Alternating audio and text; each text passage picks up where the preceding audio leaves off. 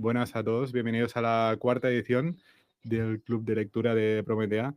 A ver, como ya sabéis, ya hemos estado hablando de esto un poco antes aquí de grabar, este es un club de lectura con el foco puesto en aprender Bitcoin, pero aparte de leer libros que traten exclusivamente sobre Bitcoin, vamos a intercalar lecturas de otro tipo de temas.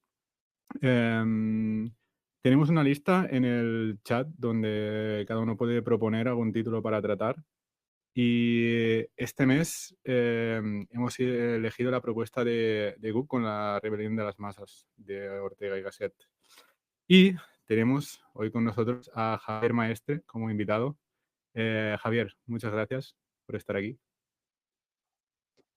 Muchas gracias a vosotros por invitarme. Espero estar a la altura y no aburrir demasiado a la audiencia. Un placer tenerte aquí. De hecho, para que lo sepáis, cuando hablé con Javier para proponerle venir al club, él me respondió muy humildemente que igual preferimos a alguien con un background puramente filosófico, digamos. Y yo le respondí que no, que preferíamos traer a alguien que entendiera bien Bitcoin y que conociera la obra de Gasset, que no traer a algún filósofo experto en Gasset, pero que no conociera Bitcoin. Así que, gracias, Javier. La idea, como siempre, va a ser compartir incendios mentales y frases del libro. Y quizá en el camino encontremos algún paralelismo con Bitcoin. Hoy Marcos, que no está aquí ahora, pero ya tiraba algunas fichas en el chat que me parecen muy interesantes. Javier, si quieres ir a modo de introducción, ¿qué significa este libro para ti?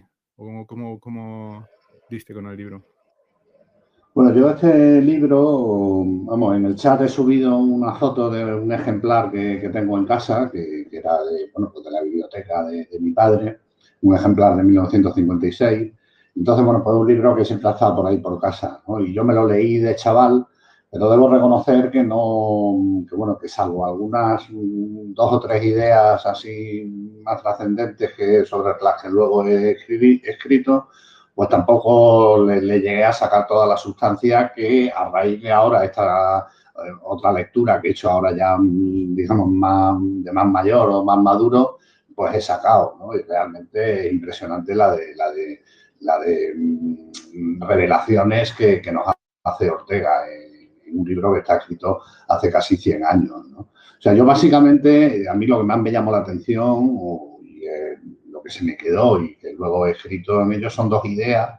Por un lado, cuando habla de la hemiplegia moral que supone la dicotomía izquierda y derecha, y luego, por otro lado, cuando habla de la mundialización, ¿no? Cuando a principios de Internet se empezaba a hablar de que Internet, bueno, pues hacía efectiva la mundialización y demás, bueno, pues eran conceptos, tanto la desaparición o el absurdo de la izquierda y derecha como el mundo globalizado, que a mí me gusta más que globalizado, llamarlo desterritorializado, al que da lugar a Internet, pues esas son las dos ideas en las que yo me he centrado más, ¿no? Cuando he hablado de Ortega. Pero vamos, que el libro, como veremos a lo largo de estas dos sesiones, pues da para mucho y son infinidad la de párrafos que se pueden destacar e ideas que son de una rabiosa actualidad, ¿no? Sí, ideas muy, muy actuales. Lo comentaba Gug ahora también antes de empezar la grabación.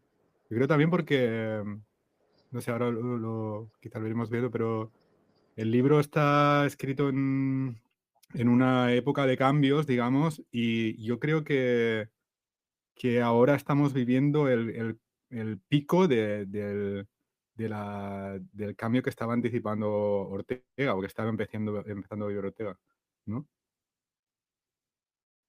Sí, totalmente. Yo creo que sí, que Ortega hablaba, era un adelantado a su época, ¿no? Y entonces hablaba en unos términos que igual en su día los contemporáneos no lo llegaron a entender. Y sin embargo ahora se ve que muchas de esas cosas que Ortega sostenía que se estaban produciendo ya, pues igual la mayoría de la gente podía como entreverlas en el horizonte, pero realmente no le dotaba de la efectividad, de la virtualidad que Ortega le daba. Y al día de hoy se ponen absolutamente de manifiesto, ¿no? Como cuando critica la deriva totalitaria y estatista que está cogiendo Europa, o cuando, como he dicho antes, critica la falacia conceptual que hoy día suponen la izquierda y la derecha, que son, como digo yo, lo de la izquierda y la derecha se ha convertido casi más en una disquisición estética que ideológica. Bueno, si queréis, por entrar en materia, si queréis que digamos la cita de cuando Ortega habla de esto de izquierda y derecha, pues igual podríamos comenzar por ahí. Sí, dale, ¿la tienes ahí? Sí, sí. Bueno, lo que hay que decir es que esto no está en la obra original de Ortega, sino que está en una edición que se hizo para Francia, y es lo que él llama un prólogo para franceses, que el prólogo para franceses, nada más que él solo, daría para unas cuantas charlas, ¿no? Pero bueno, en este prólogo para franceses, lo que dice Ortega, y ahora ya empiezo la cita, es lo siguiente, ¿no? Dice, ser de la izquierda es, como ser de la derecha, una de las infinitas maneras que el hombre puede elegir para ser un imbécil. Ambas, en efecto, son formas de miplejía moral. Y nos dice luego, continúan diciendo que la persistencia de estos calificativos contribuye no poco a falsificar más aún la realidad del presente, ya falsa de por sí, porque se ha rizado el rizo de las expectativas políticas a que responden, como demuestra el hecho de que hoy la derecha prometen revoluciones, y vamos a poner, por ejemplo, aquí el caso de Milei en Argentina, y las izquierdas proponen tiranía, como se evidenció que eran la Unión Soviética y, bueno, y los otros sistemas comunistas que ha habido a lo largo de la historia, ¿no? Y yo siempre he dicho que lo de la izquierda y la derecha es un engañabobos. Nos dan a elegir entre Coca-Cola y Pepsi-Cola, pero ya está, pero no puedes elegir Fanta, ¿no? En eso, y así la gente pues discute de si de izquierda o si derecha, y deja de discutir el ladrocinio, por ejemplo, en el que se ha convertido la política monetaria, ¿no? Eso tiene mucha relación, obviamente, con Bitcoin, ¿no? Entonces, ¿pero qué pasa? Que tradicionalmente siempre, cuando alguien dice que lo de la izquierda y la derecha al día de hoy no tiene sentido, automáticamente los zurdos, como diría Milei, te tildan de fascista. No, es que tú eres un fascista, eres un neoliberal, ¿no? En fin, te empiezan a poner etiquetas de esa índole, que son etiquetas huecas, vacías, que no son más que una reformulación de insultos, pero que realmente no obedece a nada, ¿no? O sea, lo de la izquierda y la derecha es algo que yo creo que debemos empezar a superar, porque aquí en España, por ejemplo, la mayor privatización de recursos públicos, de empresas públicas, la protagonizó un gobierno socialista, el gobierno de Felipe González, que se bajó los pantalones ante la Alemania de Helmut Kohl para poder entrar en la Unión Europea. Y vendió España a Europa, desmanteló el tejido industrial español en favor de Alemania, y las dos cosas en las que éramos líderes indiscutibles, que eran agricultura y pesca, pues resulta que todas esas competencias se cedieron a Europa. Y se acompañó, como digo, con una amplia batería de privatización de empresas públicas, que desde luego en puridad sería ilógico que eso lo hiciera un socialista. Luego, por otro lado, tenemos el gobierno donde fue el ministro Montoro del PP, probablemente fue el que protagonizó la mayor subida de impuestos, o una de las mayores subidas de impuestos de la etapa democrática, ¿no? Con lo cual, eso nos da idea de que realmente lo de izquierda y derecha hoy día no tiene ningún sentido. Y otra cosa que también yo reflexiono mucho sobre ello, el tema de los movimientos periféricos, ¿no? de independentistas, o como lo queramos llamar, autonomistas. Resulta que esos movimientos tradicionalmente, y creo que esto lo explican algunos otros autores como Bastos, los movimientos descentralizadores suelen ser movimientos de derechas. O sea, es la oligarquía local la que quiere tener más poder frente al Estado central. Y esos movimientos, tradicionalmente, como digo, siempre han sido de derecha. Y, sin embargo, la izquierda es al revés. La izquierda, que tiene una economía dirigida y planificada, lo que tiende es a potenciar los poderes centrales. Y, sin embargo, en España, ya digo, como una cuestión más estética que otra cosa, resulta que tenemos a partidos de derecha que defienden el centralismo estatal y, sin embargo, a partidos de izquierda o comunistas que defienden la descentralización, lo cual es algo, en fin, es pegarse un tiro en el pie ideológicamente, tanto unos como otros, ¿no? Y con lo cual, en fin, aquí ya concluyo, la cosa es que hay que superar ya de una vez por todas el engañabobos, porque es un engañabobos, no es otra cosa más que, como digo, una vestimenta estética, el engañabobos de izquierda y derecha, porque eso no nos ayuda a solucionar los problemas que tenemos. Que al final la Sí. reducción... Sí, dale, Cuco. No, yo quería agregar que tomando en cuenta el título del libro y sobre a lo que se refiere Ortega en todo el libro, el hombre masa, es la izquierda y la derecha en realidad son dos tipos de hombre masa, los que nos quieren, o sea, nos quieren encajar como en bandos de un partido de fútbol, Barcelona, Real Madrid, ustedes que son de España o aquí en Guatemala, cremas y rojos, entonces no piensan, es como una religión. El hombre masa es un hombre conformista, o sea que no se conforma con lo que le está diciendo su partido, su religión, el equipo al que le va, y se niega a pensar por sí mismo. Entonces él simplemente, sea por pereza, por situación, no sé, de que no tiene tiempo, quizás yo a veces por disculpar a muchas personas en el mundo actual, quizás la industrialización que ha traído tanto bien, pero ha traído mucha tecnificación, lo ha puesto muy fácil a nosotros, a todos los seres humanos.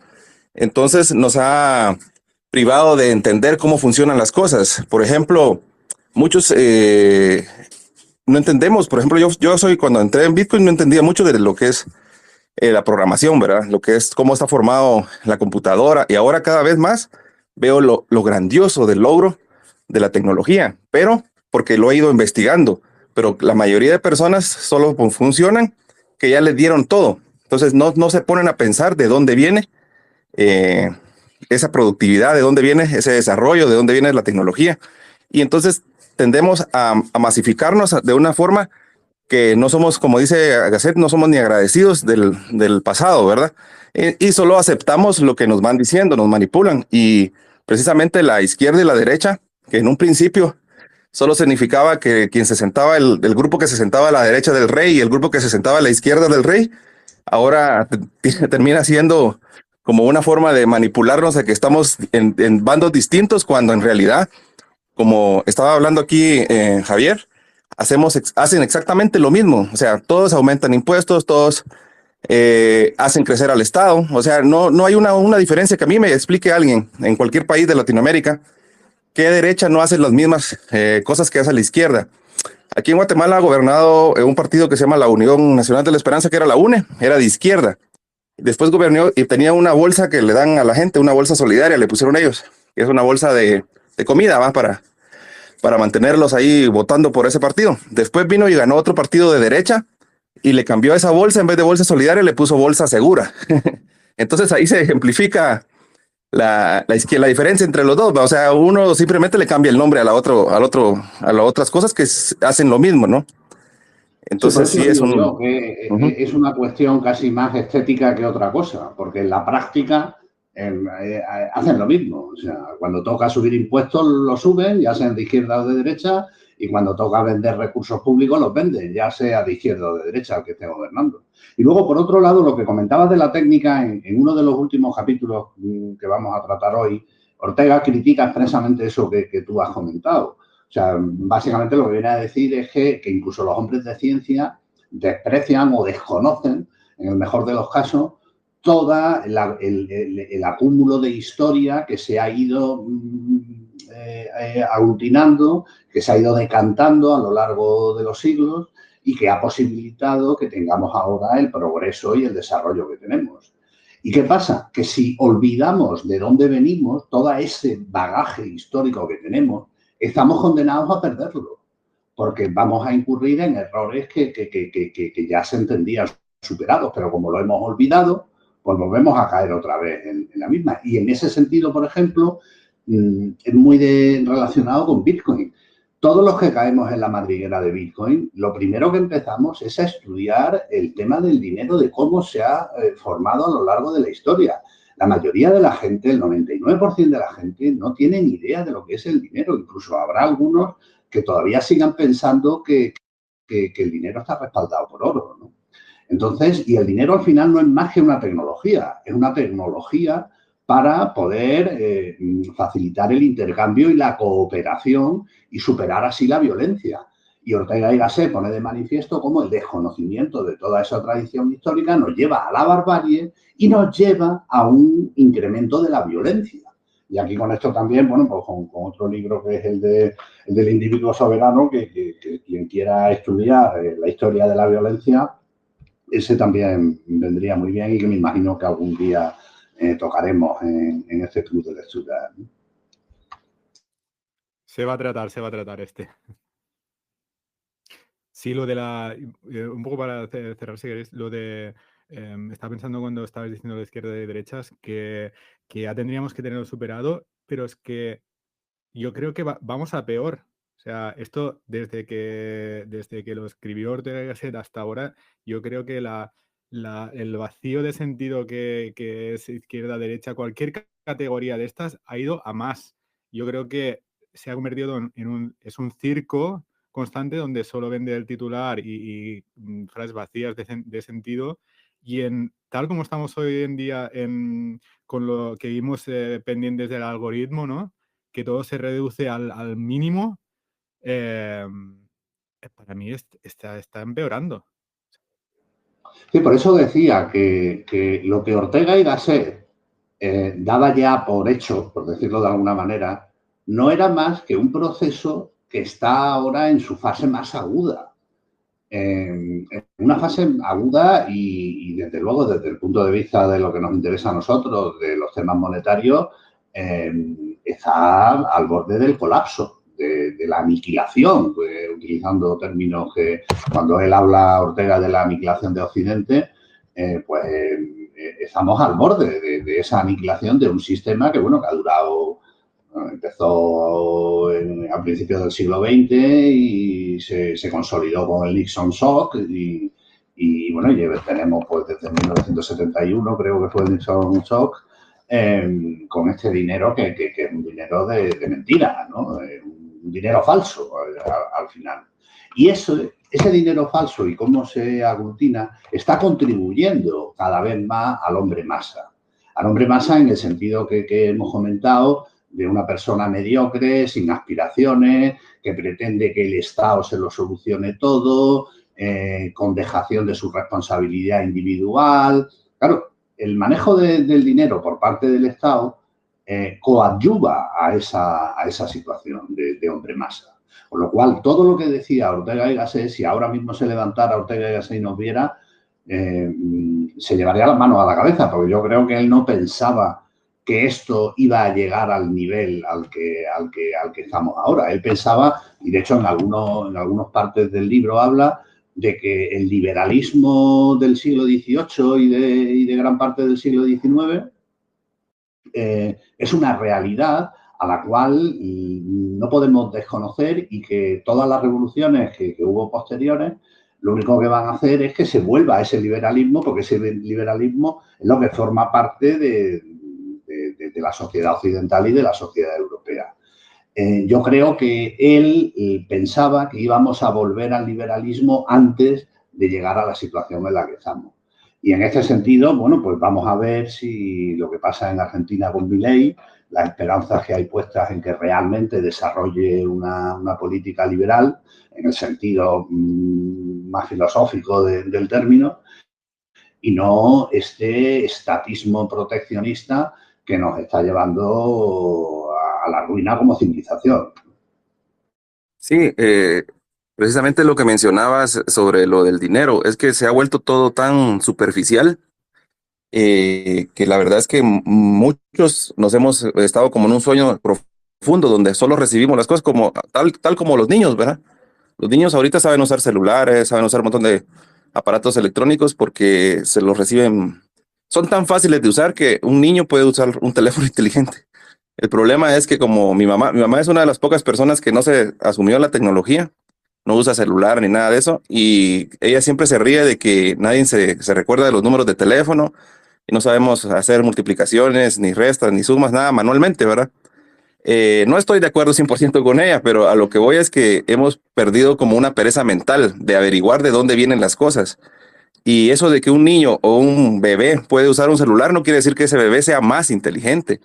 Es todo lo contrario. O sea, hay que cuidarse de eso. Está bien la tecnología, perfecto, pero cada vez, como estábamos hablando de la tecnificación, hace que los de antes hayan pensado por nosotros. Ahorita viene peor todavía con la inteligencia artificial, ¿verdad? O sea, los que se acomoden a que solo la inteligencia les dice lo que hay que hacer, y si ese algoritmo está manipulado porque hay ciertas palabras como que no se pueden decir o ciertos pensamientos que no se pueden expresar, pues ahí la que vamos a liar, como dicen ustedes los españoles.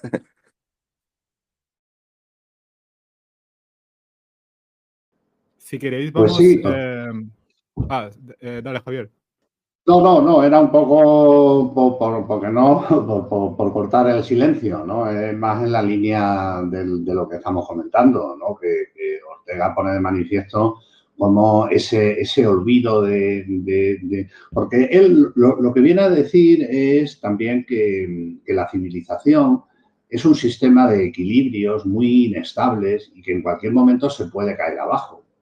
Y se cae abajo si no conocemos las bases sobre las que se sustenta ese castillo que hemos construido, ¿no? Entonces, ¿qué pasa? Que si solo nos utilizamos, como bien se ha dicho, y además también Ortega habla de los aparatos, ¿no? Si solo utilizamos los aparatos, pero no vemos en última instancia las necesidades a las que responden y cómo se han gestado esos aparatos, pues estamos condenados a una involución, que es lo que también en ocasiones habla Ortega, ¿no? En fin, si queréis podemos dejar ya estos prolegómenos y a lo mejor entrar un poco más en un orden de lo que iba más acorde con el libro, ¿no? Con el índice del libro, como queráis. Sí, más o menos la idea era tratar un poco la primera parte hoy, la segunda sesión, pero como siempre las conversaciones nos llevan a otros sitios. Yo diría paso, si alguien tiene algo que comentar, podemos hacerlo cronológicamente y ir capítulo por capítulo. Ahí Pero defino un poco... un momento, Entropy. Yo creo que igual deberíamos primero tratar el prólogo para franceses, ¿no? Que se sitúa antes de lo que es los capítulos. En ese sentido, yo destacaría dos ideas del prólogo, ¿no? En primer lugar, lo que ya hemos dicho de lo de izquierda y derecha, y luego la reflexión que hace sobre Europa, porque ahí viene a decir que critica la homogeneidad que se está observando en toda la sociedad europea, que está vinculada con la podredumbre de lo que sería el hombre masa. Y esto es algo que ya, bueno, pues apunta en lo que es el prólogo, ¿no? Que, en fin, que tiene también, habla mucho al respecto de esto, ¿no? Que él critica la homogeneidad. Él lo que dice es que la pluralidad de los pueblos de Europa es lo que la ha formado y lo que la ha hecho grande. Y esa pluralidad se está perdiendo en aras a una homogeneidad. Y pensemos que en aquella época todavía no existía la Unión Europea. O sea, si Ortega se levantara ahora y viera en la Unión Europea, pues diría, pues yo no me creí que fuéramos a llegar tan lejos en este camino de homogeneidad, ¿no? Entonces, él critica la homogeneidad como integrante, como parte ya individual también del hombre masa, que el hombre masa sea homogenizado, pero las sociedades en su conjunto europeas también se han homogeneizado siguiendo esa línea. Y eso es lo que él considera que es pernicioso para Europa. Simplemente esa idea sobre el prólogo, ¿no? Hola, buenas noches. Una pequeña reflexión sobre lo que acabo de comentar. El hombre masa no se ha homogeneizado, pero a través de, o sea, como masa, porque esa homogeneización tiene un interés detrás que es el control. Si estandarizamos, controlamos. Entonces ahí es cuando se pierde esa pluralidad. Y al final hay unos intereses detrás obviamente, de esa estandarización, que llámalo Estado, llámalo casta, llámalo partidos políticos, da igual. Todo lo que sea estandarizable es controlable. Sí, las mismas aplicaciones que usamos a día de hoy, por ejemplo, las redes sociales y todo, también tienden a homogenizar el discurso, o sea, nos manejan como masa. No sé si últimamente se han dado cuenta que si alguien escribe algo muy, bueno, en el COVID fue más evidente, crítico o que pudieran pensar diferentes, siempre le saltaba un anuncio de advertencia o si no era censurado, ¿verdad? Es parte de lo que se viene dando y creo que lo han logrado poco a poco. Sí, esperemos que, bueno, como la historia tiene movimientos pendulares, pues bueno, empecemos ya a abandonar este estatismo colectivista dictatorial y que la historia camine de nuevo hacia una mayor defensa de la libertad individual. Pero desde luego los poderes actuales es una pena, ¿no? El Estado como se está convirtiendo, y eso, bueno, en un capítulo posterior lo indica, que el Estado, que trajo consigo muchos logros, encierra el germen de su destrucción, es lo que viene a decir también Ortega. Exacto, se pierde esa riqueza en cada persona. Si una persona no conoce cuál es su propósito, cuáles son sus intereses, cuál es su naturaleza de cada uno, y se acaba homogeneizando dentro de esa masa, es mucho más controlable, pero al mismo tiempo pierde esa riqueza, porque cuando hablas de pluralidad a nivel de países o dentro de Europa, yo iría hasta incluso mucho más a intentar llegar a esa pluralidad del individuo, de la persona, que esa persona no entre dentro de los propósitos, dentro de los intereses, dentro de esa homogeneidad que le da la masa, ¿no? Buscando esa tranquilidad y al final busca esa tranquilidad por miedo. Y ese miedo siempre lo acaban infringiendo, buscando ese hombre masa, pues bueno, pues como comento, ya sea intereses corporativos, intereses estatales y demás. Entonces, buscar y conseguir esa riqueza individual, al final, es lo que se puede conseguir también y lograr gracias al sistema de blockchain, ¿no? Yo personalmente en eso lo tengo mucha fe. Y aquí lo que hay que destacar, porque el título del libro puede dar lugar a confusión, ¿no? O sea, la rebelión de las masas parece que, y bueno, ya entramos en lo que sería el primer capítulo, que es lo de las aglomeraciones, el hecho de las aglomeraciones. Claro, Ortega no dice que el hombre masa es porque actúa en masa, en el sentido de una colectividad, sino el hombre masa en el sentido de que se convierte en algo inerte.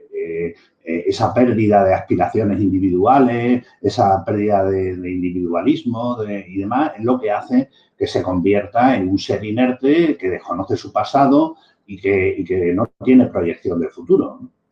Y eso obviamente se contagia y al final acaba afectando a la propia sociedad en su conjunto. Y la sociedad se convierte en una sociedad masa también, ¿no? Pero claro, es destacar que el hombre masa no es las masas, digamos, de personas, sino masa en el sentido de algo inerte y sin vida, sin alma, ¿no? Sí, muy bien aclarado.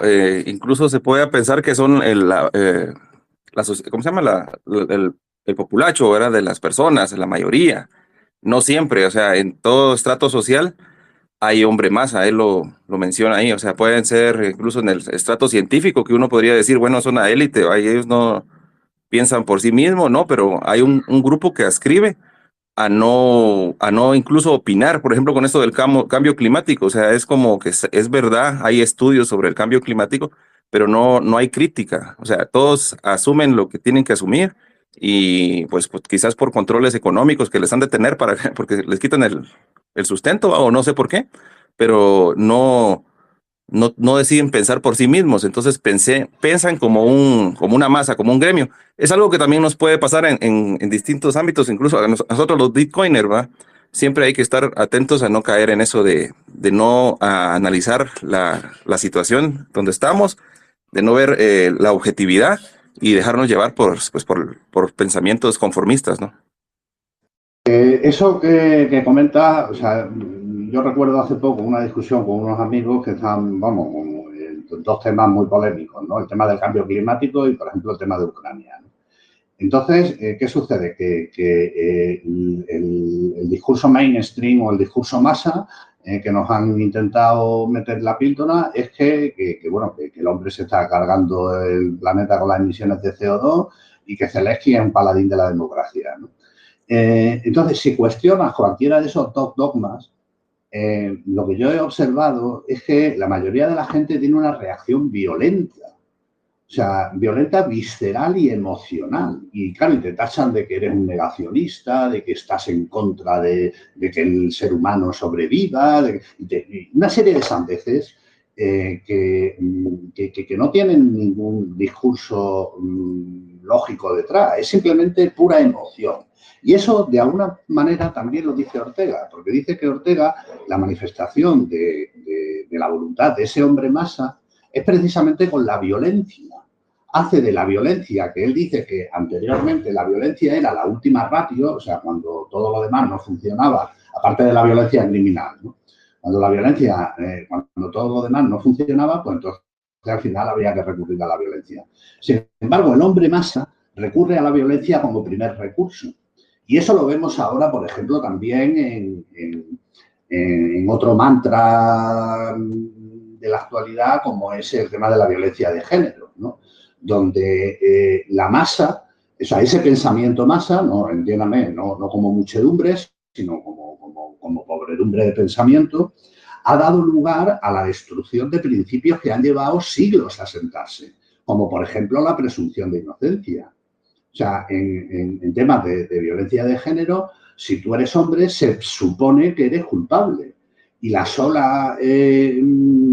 el solo testimonio de la víctima es suficiente como para encausar, para procesarte y meterte en prisión, ¿no? E incluso, yo recuerdo un caso que llevé hace relativamente poco tiempo, ¿no? De un señor mayor, bueno, una historia que le acusaban había también además una menor de por medio y resulta que el testimonio, o sea, la jurisprudencia dice que para que te condenen solo por el testimonio de la víctima, el testimonio tiene que ser constante, reiterado, no incurrir en contradicciones, en fin, una serie de requisitos, ¿no? Bueno, pues en un caso recuerdo que yo llevé, había contradicciones, o sea, había distintas versiones que dio la víctima a los órganos policiales y judiciales. Y me vino el perito psicológico y me vino a decir que esas contradicciones y esas distintas versiones de la víctima lo que ponían de manifiesto era que decía la verdad y que no era una lección aprendida. Con lo cual, ¿qué pasa? Y al final acabaron condenando al individuo. O sea, toda una tradición de cuáles son los elementos que se tienen que dar para condenar a la víctima, o sea, a una persona por el testimonio única y exclusivamente de la víctima, todo eso se viene al garete. O sea, instituciones, como digo, como la presunción de inocencia, están cayendo en el olvido por la violencia del pensamiento masa. Y en referencia a lo que decías antes de que es una herramienta de control, también esa homogeneización también a nivel europeo y regulatorio, ¿no? Tú lo sabrás, Javier, que se trata mucho sobre esto. Sí, vamos, es lo que yo en el último artículo que he escrito llamo violencia regulatoria. O sea, en vez de intentar entender los fenómenos y ver cuál es la solución desde una perspectiva racional y científica mejor para la sociedad, pues ¿qué pasa? Que los poderes establecidos, o sea, los gobernantes, que son una nueva aristocracia en el peor de los sentidos que podamos darle al término, pues solucionan sus problemas a base de violencia. Porque, claro, el Estado es el que tiene el monopolio de la violencia legítima. Entonces, la manera que tiene el Estado de imponer su voluntad es mediante la violencia de las normas, o sea, con los instrumentos normativos, pues se impone la violencia para imponer esa decisión que es buena para los gobernantes, pero no es buena para los gobernados. Pero es que estas ideas han permeado ya en la sociedad. Lo que decías tú de las reacciones furibundas de la masa, pasa con lo de izquierdas, derechas, que cada uno se apropia de un partido y es como un equipo de fútbol, ¿no? Que a mí también, no sé, no entiendo que tengas que comprar un paquete ideológico de un partido, por eso no entiendo. ¿Por qué tienes que comprar todo lo que, ¿no? Todo el paquete. Esto Fijaos pasa. en este sentido, y voy a poner una cita de cómo acaba precisamente Ortega este primer capítulo de la aglomeración. Y aquí nos está hablando de lo que ahora llamamos la cultura de la cancelación. Dice, quien no sea como todo el mundo, quien no piense como todo el mundo, corre el riesgo de ser eliminado. Y claro está que ese todo el mundo no es todo el mundo. Todo el mundo era, normalmente, la unidad compleja de masa y minorías discrepantes especiales. Ahora, todo el mundo es solo la masa.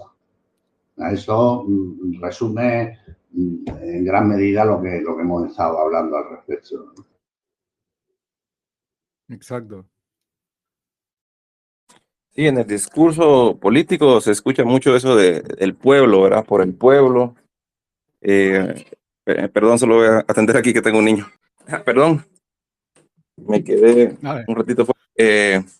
No, decía de el famoso, lo que hacen todos los políticos, ¿verdad? Siempre a asumir que ellos son los representantes del pueblo, pero casualmente cuando haya una minoría discrepante, pues esa no es pueblo, ¿no? Se le tiene que censurar completamente, no se le deja opinar. Bueno, como estábamos hablando, se le lleva la violencia de primeras, no hay ahí sí que presunción de inocencia, tal vez tenga razón. Tal vez, por ejemplo, este científico que propone algo diferente sobre el clima o que él dice que, bueno, pues el sol tiene que ver también con que el clima esté cambiando porque ha aumentado su irradiación. Ah, no, de una vez a cancelarlo, ¿verdad? O sea, a la violencia de primeras. Y eso es lo que ha ido transformando pues, la cultura del- de la búsqueda de la verdad, ¿verdad? Que eso para mí creo yo que es la idea de que existe el hombre masa, que no busque la verdad. Claro, y eso también lo dice Ortega, ¿no? Ese desprecio a la verdad científica, sobre todo, y el abandono del método científico, ¿no? Y el desprecio a la historia, ¿no? Todo eso se junta en el hombre masa y hace, pues bueno, pues que al final las reacciones sean meramente emocionales. ¿Por qué? Porque no hay ningún sustrato intelectual ni científico a esas tesis. O sea, hay que reconocer que cuando alguien, tú dices que porque Zelensky es un payaso y te tachan de pro-Putin y de cualquier etiqueta así vacía al absurdo, es una reacción visceral, ¿no? O sea, cuando tú estás dando un hecho, que es que Zelensky, vamos, su profesión era esa, el payaso, ¿no? Ese es un hecho incontestable, pero te saltan con un insulto etiquetando tu discurso.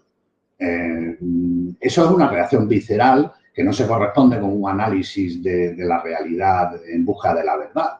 Entonces, cuando se utilizan esos argumentos, caemos en el hooliganismo, como hemos dicho. Esto es ya como un partido entre el Madrid y Barça, ¿no? O sea, no hay ninguna lógica por defender a uno o a otro equipo. O sea, son equipos que se constituyen de gente que le da patadas a una pelota, ya está. ¿No? Eso ahí no hay ninguna ciencia que valga, ¿no?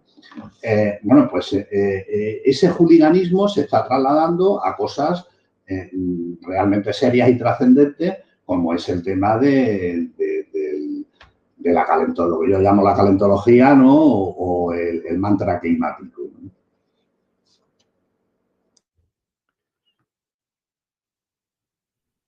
Sí, yo lo he notado incluso en la gesticulación de las personas, cuando uno las ve persona a persona, ¿verdad? En el Twitter no se puede notar, pero también, pero de una vez la molestia solo por empezar a hablar del tema ese, político, polémico, ¿va?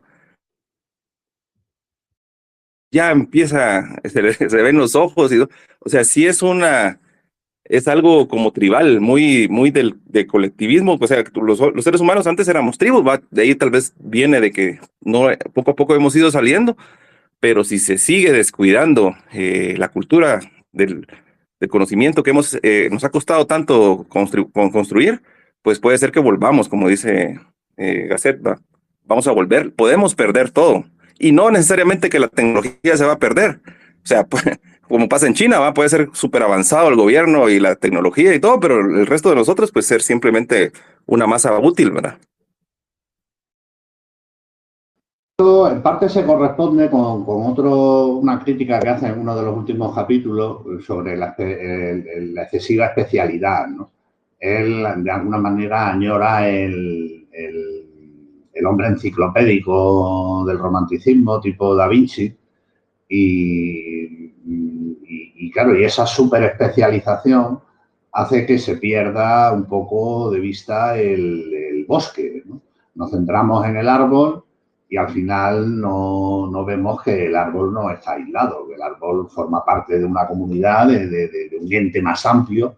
Él también habla mucho de que el individuo se centra en sí mismo y no es capaz de ver un ente o ideas que le trasciendan más allá del Estado protector que le da la paguita.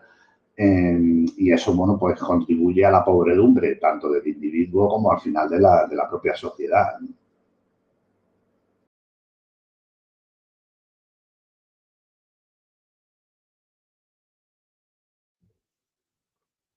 Vamos a ver si alguien tiene algo de los que habéis entrado después.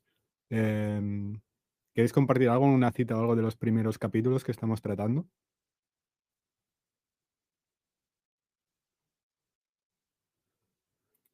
Yo, si nadie se anima, comienzo con... Hay otra cita que a mí me gusta mucho, que es cuando habla de la mundialización, ¿no? Para ver que es un concepto que ahora parece como muy moderno. Y bueno, la mundialización, eso también aquí, por remontarme a otra cosa, os recomiendo que sigáis un podcast que se llama Memorias de un tambor, donde son un montón de podcasts ya que hay sobre la historia de España, ¿no? Y bueno, dice la historia de España es la historia del mundo, ¿no? O por lo menos de gran parte del mundo, ¿no? Bueno, y ahí, oyendo este podcast, se ve que el proceso de globalización realmente, el mundo realmente se globalizó con dos elementos fundamentales, ¿no? Primero fue la vuelta al mundo de Magallanes y Elcano, ¿no? Que corroboró que la Tierra es una pelota, ¿no? Y luego, por otro lado, el Galeón de Manila. El Galeón de Manila es una ruta comercial que había entre las Filipinas y la América hispana, que eso fue realmente lo que globalizó el mundo. Porque las mercancías y, bueno, venían de Asia. Hay que tener en cuenta que toda la expansión europea no era más que para llegar a Asia, porque toda la ruta antigua de la seda estaba copada por el Imperio Turco, ¿no? Por los turcos y los musulmanes, y entonces esa ruta se torció y entonces los portugueses fueron a Asia bordeando África y Castilla y Aragón, el embrión de España, pues fue hacia el oeste con América y luego el descubrimiento del Pacífico, ¿no? Entonces ahí fue donde empezó la globalización, ¿no? Probablemente, ¿no? Pero bueno, volviendo al libro de Ortega, en el capítulo 4, que se titula El crecimiento de la vida, fijaos lo que dice, ¿no? Dice, el mundo de repente ha crecido y con él y en él la vida. Por lo pronto, esta se ha mundializado efectivamente. Quiero decir que el contenido de la vida en el hombre de tipo medio es hoy todo el planeta, que cada individuo vive habitualmente en todo el mundo. Luego más adelante dice, según el principio físico de que las cosas están allí donde actúan, reconoceremos hoy a cualquier punto del globo la más efectiva ubicuidad. Esta proximidad de lo lejano, y aquí destaco lo que dice a continuación, dice, esta presencia de lo ausente ha aumentado en proporción fabulosa el horizonte de cada vida. El horizonte no se refiere a cuánto vamos a vivir, sino nuestro horizonte vital, ¿no? Las aspiraciones de la vida. Esto es también de una rabiosa actualidad. Lo que pasa es que, claro, en aquella época todavía se estaba muy anclado al territorio. Claro, a mí cuando yo reflexiono sobre el tema de la mundialización y cómo lo trata Ortega, cuando dice lo de la presencia de lo ausente, está intuyendo lo que yo denomino desterritorialización. O sea, con Internet no es que el mundo se globalice, es que permite la aparición de identidades compartidas al margen del territorio. Y en eso Bitcoin es también un elemento más o un fenómeno más que se produce con la desterritorialización que provoca Internet. Porque hasta ahora siempre los dineros, aunque bueno, el real de A8 fue moneda mundial durante muchos decenios y no siglos, o el florín holandés, ¿no? O no sé, bueno, no recuerdo si era de Holanda o de otro sitio el florín. Entonces, pero siempre de alguna u otra manera había un anclaje con los territorios, ¿no? A pesar de esa mundialización. Sin embargo, Internet y particularmente Bitcoin hace que ya no haya vinculación alguna con el territorio, que hayamos pasado de la mundialización a la desterritorialización. Me encanta esta idea. En este capítulo que estabas tratando del capítulo 4, también ahí empieza a hablar él, lo hemos hablado un poco en el chat estos días, de las circunstancias, ¿no? Y de lo que tenemos que elegir. A ver si encuentro porque tengo todo el párrafo subrayado para no hacerlo largo. Dice, cuando se habla de nuestra vida, suele olvidarse esto, que me parece esencialísimo. Nuestra vida es, en todo instante y antes que nada, conciencia de lo que nos es posible. Si en cada momento no tuviéramos delante más que una sola posibilidad, carecería de sentido llamarla así. Sería más bien pura necesidad. Pero ya está. Este extrañísimo hecho de nuestra vida posee la condición radical de que siempre encuentra ante sí varias salidas, que por ser varias adquieren el carácter de posibilidades entre las que hemos de decidir. Y sigue, dice, tanto vale decir que vivimos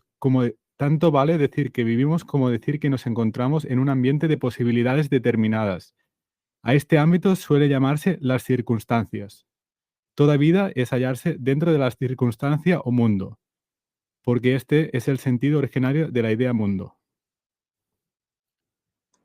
Sí, es muy clásica, ¿no? La cita de Ortega de yo soy yo y mi circunstancia, ¿no? Pasa Exacto, y que aquí es la primera vez que lo menciona aquí en el libro, sí. sí, pero ahí también la gente está un poco confundida, ¿no? O sea, porque muchos piensan que las circunstancias actúan como un límite al libre albedrío del individuo. O sea, es decir, el yo soy yo y los límites que me ponen las circunstancias. Y Ortega no quiere decir eso. Ortega, en otras partes creo que lo explica, las circunstancias son posibilidades. O sea, las circunstancias son las que me permiten a mí tener un abanico de decisiones.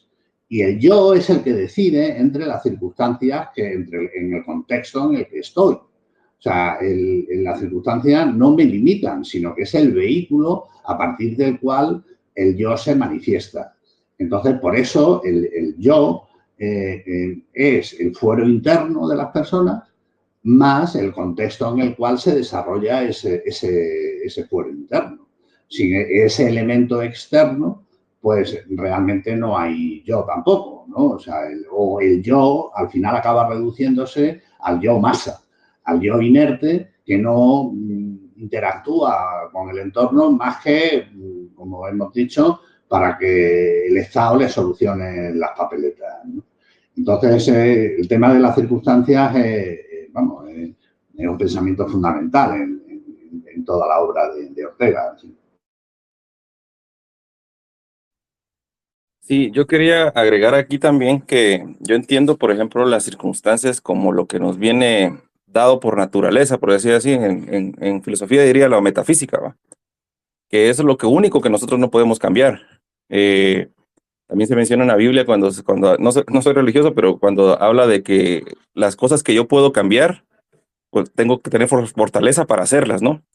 Pero las que no se pueden cambiar, pues no se puede. Por ejemplo, las cosas físicas, o sea, si nosotros nos vamos a la política, las fronteras se pueden cambiar. Por ejemplo, muchos queremos seguir pensando en que así está dado y estas son las circunstancias y no podemos hacer nada, pero los cambios de sistemas son así. En el pasado, yo vivo en Guatemala, el mundo maya era todo Centroamérica y parte de México.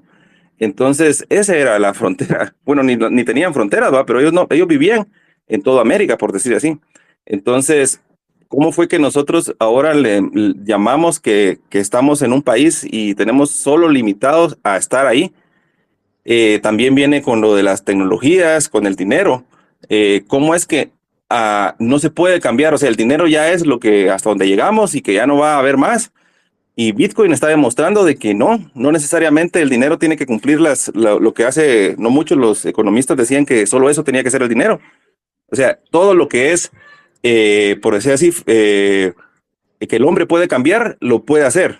Lo único que no puede cambiar es los átomos, la naturaleza, el sol, que la Tierra gira alrededor del sol, las cosas que vienen dadas por naturaleza. Esas son las únicas circunstancias que no se pueden cambiar. De ahí todo el resto de ideas que nosotros como seres humanos nos hemos creado son pues modificables por los seres humanos. Todo lo que sea modificable por los seres humanos lo puede lograr. Yo creo, Gus, que no es del todo, perdona que te interrumpa, que no es del todo así, ¿no? O sea, o el concepto de circunstancia que maneja Ortega no es exactamente ese. O sea, si os fijáis en el capítulo 5, que se titula Un dato estadístico, ahí viene a vincular el concepto de circunstancia con lo que antes había hablado de la elección, ¿no? Y nos dice, y aquí cito, dice, circunstancia y decisión son los dos elementos radicales de que se compone la vida.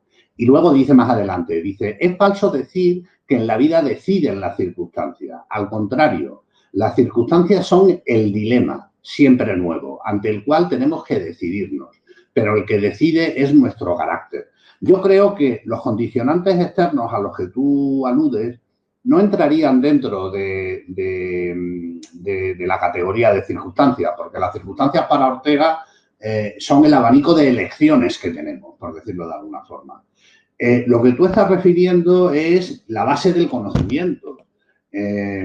Ortega creo que lo introduce en su discurso con otras palabras, no con la palabra circunstancia, sino con, básicamente con la verdad.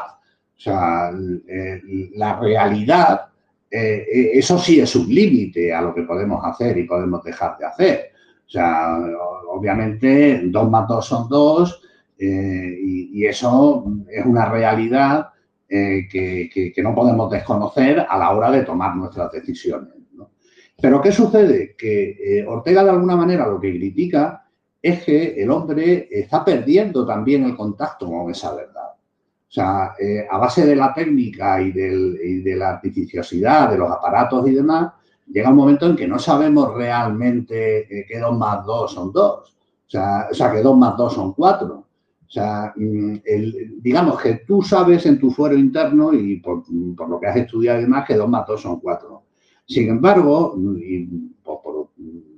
digamos lo que diría Ortega es que el hombre no sabe que 2 más 2 son 4 porque llega a esa conclusión, sino porque se lo dice una calculadora. Y ahí es donde está un poco una de las claves de este pensamiento de Ortega, ¿no? O sea, el hombre está renunciando a averiguar la verdad. Y eso, obviamente, pues le lleva al final a la aniquilación de la civilización que construye, porque no sabe sobre qué está construyendo nada, ¿no? Sí, bueno, eso sí, ¿verdad? O sea, tal vez no es exactamente lo que Ortega decía. Y sí estoy muy de acuerdo que especialmente en el capítulo 4, que él está hablando de la mediocridad a la que nos lleva la tecnificación. Y eso es especialmente lo que estabas hablando, ¿verdad? De que nosotros solo tenemos las cosas que lo venimos hablando en esta charla. Tenemos las posibilidades ya dadas y no queremos salirnos de ahí, ¿verdad? Estamos como acomodados y es precisamente lo que el hombre masa es, un conformista, no pensar fuera de la caja. Ese es exactamente el hombre masa. Sí, en el mismo capítulo también dice, el hombre maza es el hombre cuya vida carece de proyectos y va a la deriva. Por eso no construye nada, aunque sus posibilidades, sus poderes sean enormes. Sí, yo tal vez me refería a esto que acabas de decir, aquí Entropy, de que ¿por qué no podemos tener diferentes sistemas? O sea, Bitcoin, nosotros los Bitcoiners sí lo estamos intentando, ¿verdad? Pero en realidad la masa no se pregunta, o sea, vive adormecida en que ya llegó al fin de los tiempos. Pero el cambio existe, incluso a nivel mundial, ¿verdad? O sea, puede cambiarse completamente el sistema en el que habíamos venido viviendo. O sea, eso está en el límite de la mente de los hombres, de las decisiones, de los políticos, del cambio social. No es algo que nos lo limite la naturaleza, ni la realidad. Sí, totalmente. Eso, en el tema de la técnica, luego hay que tener en cuenta, en el capítulo 9 vuelve a hablar de ello y en un capítulo que se titula Primitivismo y técnica y ahí hacen más hincapié en estas cosas que estamos hablando, ¿no? Y de alguna manera lo que viene a decirnos es que la técnica es algo que amplía el horizonte de vida, como hemos dicho anteriormente, pero que también puede ser mal utilizado. Y pensemos, por ejemplo, en Internet. Internet, creo que todos coincidiremos en que abre, bueno, amplía las posibilidades de la vida del hombre de una forma tremenda, entre otras cosas porque le permite hacer una actividad al margen del territorio, cosa que hasta que no vino Internet eso no era posible, ¿no? Pero claro, pero también tiene una parte mala. Y es que posibilita un mayor control por parte de esos poderes previos establecidos que básicamente es el Estado, ¿no? Y lo vemos ahora como la libertad y la privacidad están en un franco retroceso, ¿no? Y cuando ahora se aprueben la CBDC, pues ya ni te cuento, es que vamos a estar fichados al 200%, ¿no? Entonces, él lo que indica, y aquí fijaos lo que dice Ortega en este capítulo, dice, no hay ningún progreso seguro, ninguna evolución sin la amenaza de involución y retroceso. Y eso se ve clarísimamente con Internet. Como Internet, por un lado, nos permite, como digo, un mayor horizonte de vida, pero a su vez posibilita que haya herramientas de control como antes no se habían conocido. Y esas herramientas de control nos pueden llevar, pues, bueno, a una merma de nuestras libertades como nunca se habían conocido, a un retroceso en nuestro avance como individuos o como personas que no se había visto. Y entonces yo lo que me planteo, a raíz de prepararme, digamos, en la charla esta, si Bitcoin, porque claro, todos los que somos Bitcoiners y estamos muy metidos en el ajo no nos cansamos de cantar las alabanzas, ¿no? del Bitcoin, ¿no?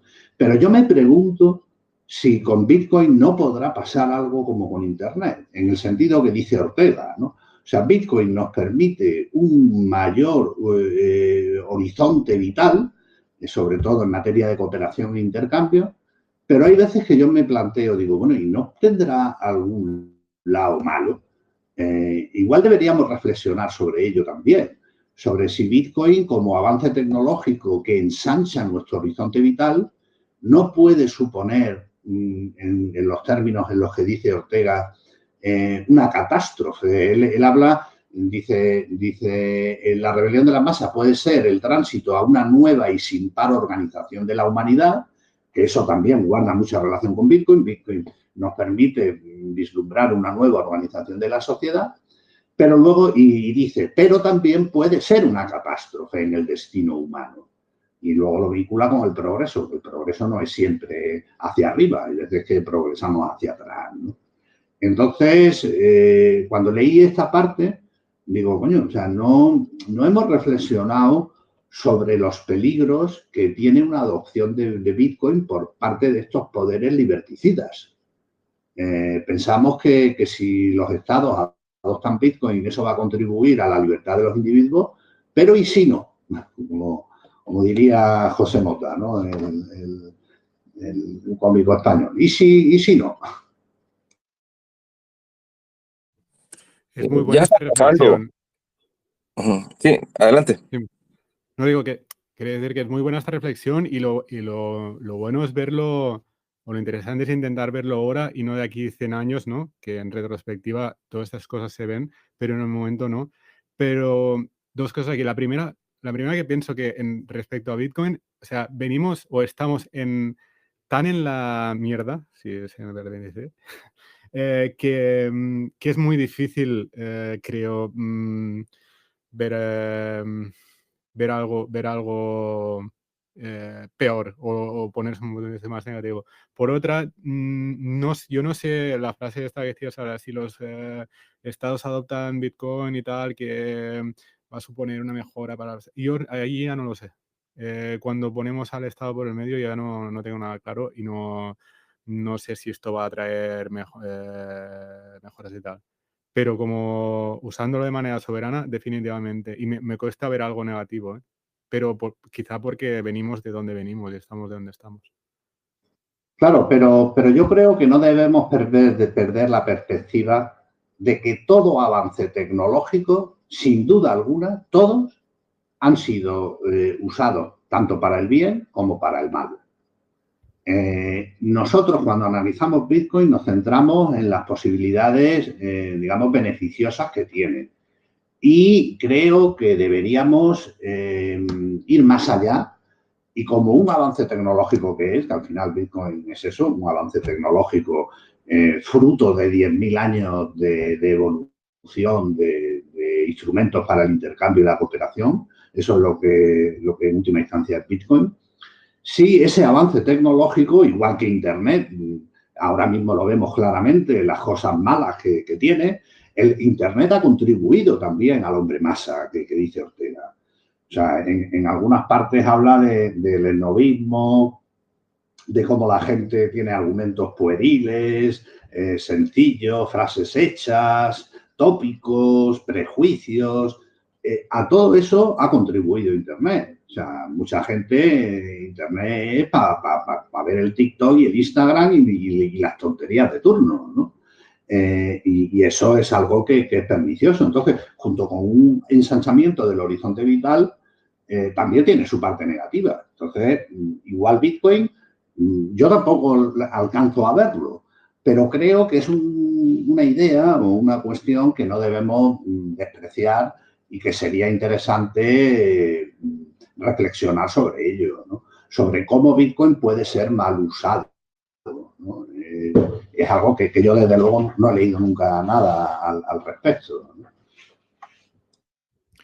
Totalmente. Y ver, esto es muy interesante, me interesaría ver qué dirección nueva exploramos, porque ahora para mí lo que la crítica común es caer siempre en eso ya muy, muy trillado de que al final es una herramienta, ¿no? Lo del cuchillo, ¿no? Vale, el cuchillo puedes pelar tu manzana, pero puedes matar a alguien. Al final la herramienta es cómo se usa, quién la usa y para qué, pero no deja de ser una herramienta.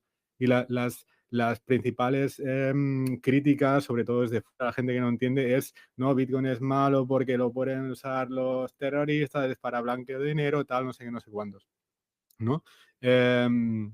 Pero ya sabemos que Bitcoin es money for the enemies, ¿no? Es dinero para enemigos y tal.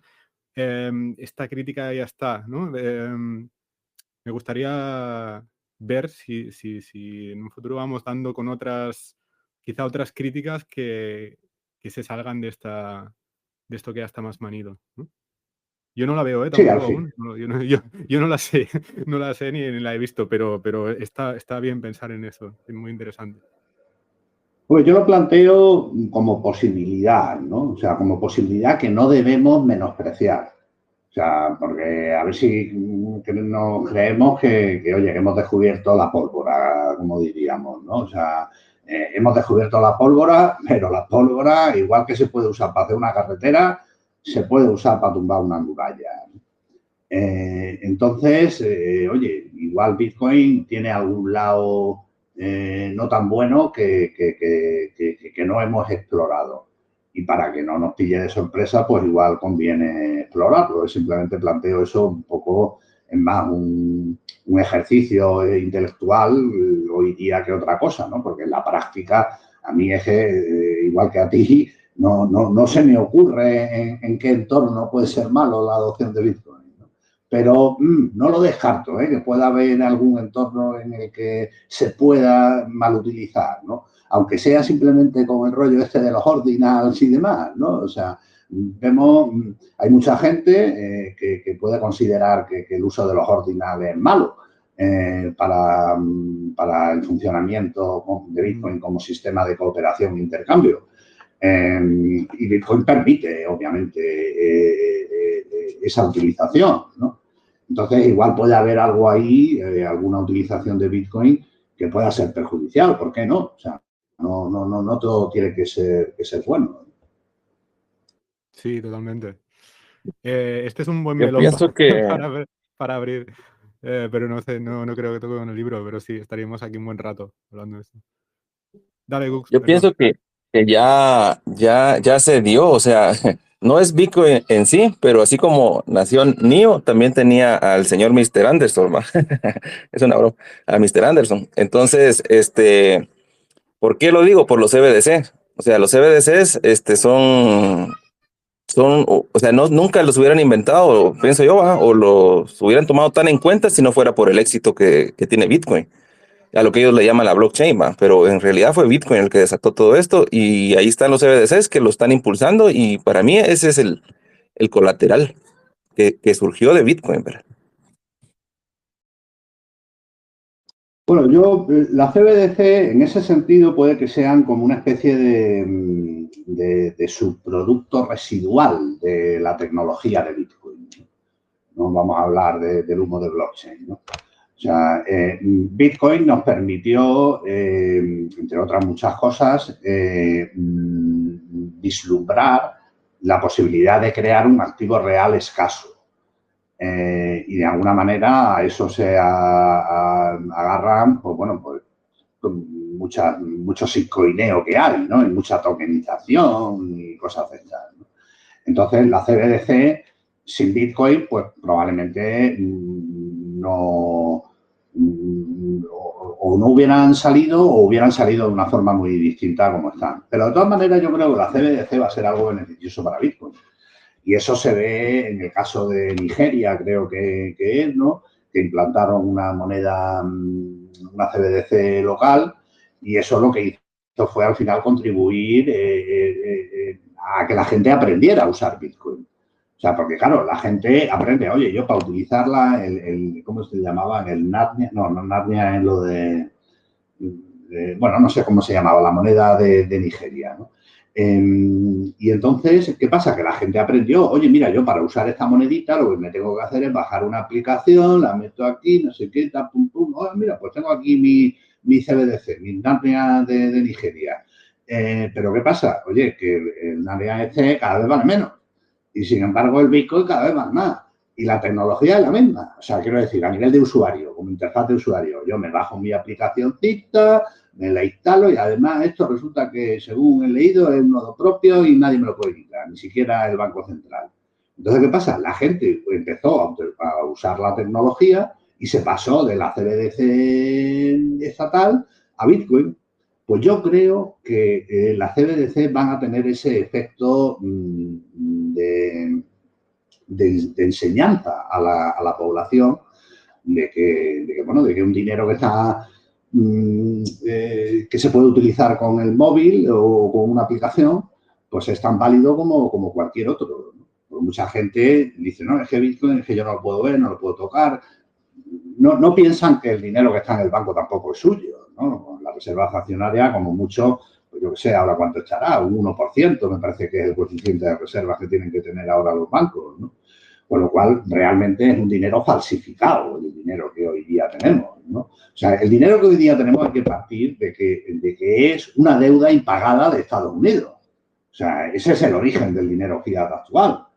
Y sobre esa deuda impagada se ha juntado la deuda que sale de la nada de los estados y sobre ello, gracias a la reserva fraccionaria, se construye un inmenso castillo de naipes al estilo piramidal.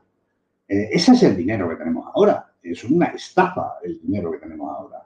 Pero bueno, de momento llevamos 50 años más o menos funcionando con él. Y lo que pasa es que, bueno, como todas las pirámides de este tipo, pues tarde o temprano tendrá que caer, ¿no? Por la fuerza de la gravedad, no por otra cosa. Aprovecho que mencionaste la fuerza de la gravedad porque Gasset también menciona el ejemplo de Galileo, ¿verdad? Y entonces yo ahorita, al tema este que estamos tratando, de los CBDCs, no lo veo tan claro del beneficio. Yo pienso que todavía no hemos visto una lucha del hombre masa, ahí sí que es masa, contra los bitcoiners, así como cuando lucharon contra Galileo, ¿verdad? O contra Giordano Bruno, y la verdad es que la religión del hombre masa, o sea, que es el conformismo, no es muy fácil de manipular y no bastaría en echarnos la culpa a los bitcoiners, de los egoístas, del problema de por qué está cayendo el CBDC, o meternos la culpa de que por qué no triunfa, o ponernos a nosotros como los malos, como hicieron con los judíos, y pues eso podría ser una de las cosas malas de Bitcoin, ¿no? Que no es en sí de la tecnología, pero que seamos catalogados en un futuro pues como los malos, ¿verdad? Que eso, el hombre masa que ha sido tan cultivado por el mismo, la tecnología, el internet, pues es muy manipulable, y eso todavía no lo hemos visto, pero no sé si lo vamos a ver, pero es peligroso también y hay un riesgo de que seamos tratados de esa forma, ¿verdad? Sí, pero fíjate, Gus, que cuando los que somos ya, los que peinamos canas, ¿no? Y vivimos la época de los 90 con el desarrollo de Internet, con Internet pasó algo parecido, ¿no? O sea, en un principio los poderes públicos estaban en contra de Internet. Veían que era una herramienta para la libertad, que no veían cómo lo podían controlar y empezaron a atacarla. Y empezaron a atacarla, ¿qué? Diciendo lo que tú estás comentando, que Internet solo lo hacen, o sea, solo lo utilizan los pederastas, los vendedores de armas ilegales, los que hacen juegos de azar también en plan estafa, etcétera. O sea, esas eran las críticas que se hacían a Internet. De hecho, la primera ley en el mundo que intentó de alguna manera regular Internet fue la CDA estadounidense, la Communications Decency Act, que era la excusa era proteger a los niños de la pederastia, ¿no? Y se demonizaba Internet. Y yo recuerdo en aquella época que yo también era un evangelizador de Internet, y cuando hablaba de Internet, pues el comentario masa que había era ese.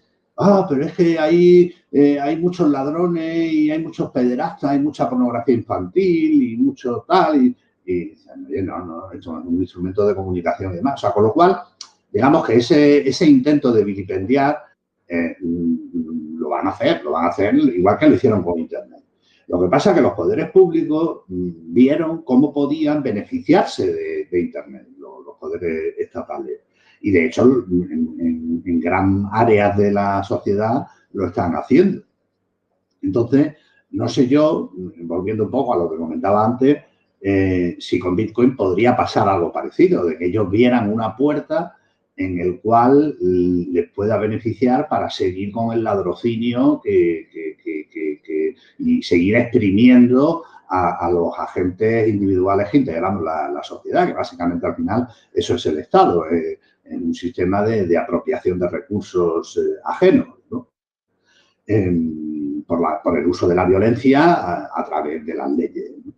Entonces, bueno, que ese ataque va a venir, sin duda alguna, y eso lo estamos viendo en Europa, donde se planteó, por ejemplo, prohibir la minería, aunque eso sería irrelevante para Bitcoin, porque en Europa prácticamente no se mina, pero van a dificultar que la gente utilice Bitcoin, eso sí, y van a usar todo lo que esté a su mano, tanto el BOE como la tele, como los periódicos, como las radios, como todo lo que ellos controlan.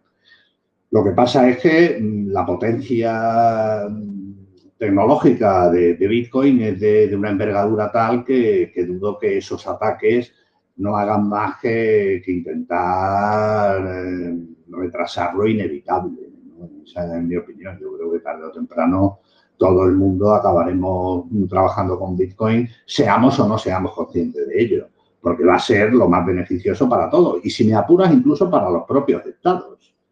O sea, la supervivencia como Estado. Lo que sí que es verdad es que el Estado tiene que cambiar y eso, bueno, es algo que en el año 2000 creo que participé en unas charlas en el Senado, en una comisión que se creó de redes informáticas. Ahí lo que les venía en aquella época, recuerdo que dije a los senadores, es que tienen que retomar de nuevo los órganos legislativos de los estados, tienen que retomar el papel de garante de los derechos de los individuos y no un sistema como es ahora de autoperpetuación en el poder. Porque si no van a defender a los individuos, va a caer el Estado y las instituciones estatales en una crisis de legitimidad tremenda. Y una crisis de legitimidad tremenda al final es lo que acabó dando lugar a la Edad Media, ¿no? O sea, cuando se desmembró el Imperio Romano, pues entonces surgió esa época que algunos califican de oscurantismo, ¿no? Sobre todo al principio de la Edad Media. Y nos aproximamos a un neofeudalismo cibernético, donde el poder de los estados se va a desmembrar y quién va a ser el que va a detentar ese poder en el futuro. Si por establecer una analogía con la Edad Media, pues serían poderes no ya locales, pero poderes representados en estamentos de corte más o menos feudal, como podrían ser hoy día las grandes tecnológicas, Google, Amazon y compañía, Meta y demás. Entonces, el Estado tiene que, si quiere sobrevivir como institución, tiene que volver sobre sus pasos e ir a sus orígenes, que sus orígenes es simplemente una forma de vivir en colectividad para asegurar el mejor bienestar de los individuos. Y eso es que esa visión se ha perdido. Entonces, esa visión o se recupera o el Estado, sin duda alguna, es que, vamos, tiene no ya los días, tiene las horas contadas. Toda esta parte es realmente interesante en cuanto a que ya Ortega ya se comentaba, ya hablaba de las nuevas tendencias en aquella época, que es un poco lo que más me llamaba la atención también del libro, ¿no? Donde esa perspectiva de aquella época, donde yo creo que hemos ido degenerando, ¿no? Él hablaba de las nuevas tendencias que llamaba el sindicalismo y el fascismo, ¿no? Él no hablaba de socialismo. Entonces, donde tanto el sindicalismo como el fascismo te hablaba de lo que era bueno y lo que era malo, por lo cual se estaban cargando por completo lo que se entiende como el derecho natural del hombre y estaban dando por bueno el derecho positivo. Quiere decir que, oye, esto es bueno y esto es malo. ¿Por qué? Porque lo digo yo, porque yo miro por ti. Y yo tengo la sensación de que desde cuando escribió Ortega y Gasset a nuestra época, ha ido todo degenerando muchísimo, ¿no? Sin ir más lejos, lo que está pasando actualmente en España, porque es la parte que más conozco, obviamente, donde el problema es que viene alguien con unos intereses concretos, con sus propias motivaciones, y cambia la ley y te dice lo que está bien y lo que está mal, con el tema de la amnistía, por ejemplo. Al final, y cómo ha conseguido unos intereses concretos en darle la vuelta y cargarse por completo el derecho natural, donde se entiende, oye, perdona, pero es que aquí no estamos hablando de que esté bien o mal la amnistía, no voy a entrar en eso. Es que estamos hablando de que estamos totalmente abocados a lo que diga una persona o un grupo de personas con sus intereses, y lo mismo que pasó en su época con el fascismo o con el socialismo, donde te decían, oye, esto es bueno, esto es malo. ¿Por qué? Porque lo digo yo, porque yo entiendo que soy el que lo sé, o sea, el que lo sabe, y como pasó en su época en los juicios de Nuremberg, ¿no? Decían, vamos a ver, yo es que hacía lo que me decía la ley. Decían que los judíos eran malos. Bueno, pues ahora estamos en ese momento, y a mí personalmente me preocupa, en la que, no, es que si votas contra mí eres ultraderechista, ¿no? O eres progresista o eres ultraderechista. O eres judío o eres, igual también lo que está pasando ahora mismo en Israel, ¿no? Entonces realmente me llama mucho la atención, donde yo creo que desde que escribió Ortega y Gasset, advirtiendo de los peligros que podía ocurrir cuando el hombre se convirtiera en un hombre masa, que no despertara, que no encontrara sus motivaciones, que no peleara por ellas, que podía realmente degenerar lo que era la sociedad. Y viéndolo esa perspectiva de principios de siglo, y me la traigo al momento actual, creo que realmente se ha ido degenerando y se ha ido a peor a nivel de sociedad. Se ha ido a peor, aun a pesar de tantísimo avance tecnológico, científico, como ha habido, ¿no? Entonces, creo, y en el punto de Bitcoin donde puedo ayudar, yo creo que Bitcoin es una grandísima herramienta, por supuesto, pero hace falta una cultura que cambie, una cultura que realmente se vea, que entienda, que la gente empiece a despertar y entender cómo cada uno puede cambiar eso desde su propia perspectiva y entendiendo cuáles son sus motivaciones y que no se le impongan a otras personas, ¿no? Que no le digan lo que está bien y lo que está mal, sino empezar a entender lo que cada persona como individuo, como persona que es, tiene derecho, ¿no? Totalmente. Tengo una cita aquí sobre el Estado que dice: el resultado de esta tendencia será fatal. La espontaneidad social quedará violentada una vez y otra por la intervención del Estado. Ninguna nueva simiente podrá fructificar. La sociedad tendrá que vivir para el Estado, el hombre para la máquina del gobierno. Y como a la postre no es sino una máquina cuya existencia y mantenimiento dependen de la vitalidad circundante que la mantenga, el Estado, después de chupar el tuétano a la sociedad, se quedará ético, esquelético, muerto con esa muerte herrumbrosa de la máquina, mucho más cadavérica que la del organismo vivo, ¿no? Aquí estabais hablando del Estado y cómo ha canibalizado todo, y que dices tú, Javier, que los Estados tendrán que se habla también en el individuo soberano, tú lo sabrás, sobre el votar con los pies, y que los Estados vuelvan a luchar por atraer capital, ¿no?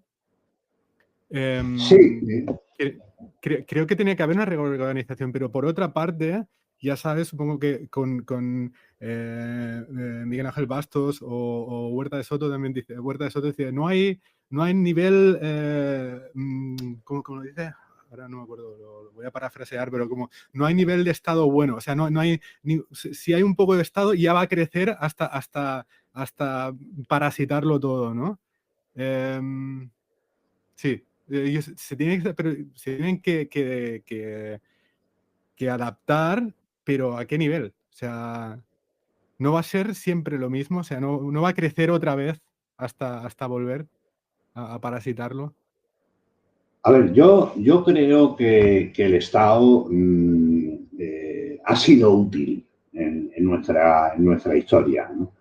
Y está dejando de serlo. Está dejando de serlo un poco por lo que dice Ortega, porque esa elefantiasis está como quien dice en su ADN. Lo que hay que hacer es intentar inocular una vacuna para cambiar el ADN del Estado, ¿no?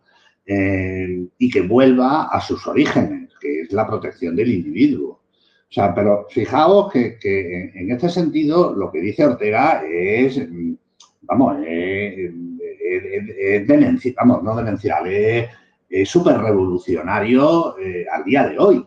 Porque él, y fijaos lo que califica al Estado como el mayor peligro que hoy amenaza a la civilización europea. Dice, y ese mayor peligro ha nacido precisamente en ella, que es el Estado contemporáneo. O sea, Ortega y Gasset considera al Estado como el mayor peligro que amenaza a la civilización europea.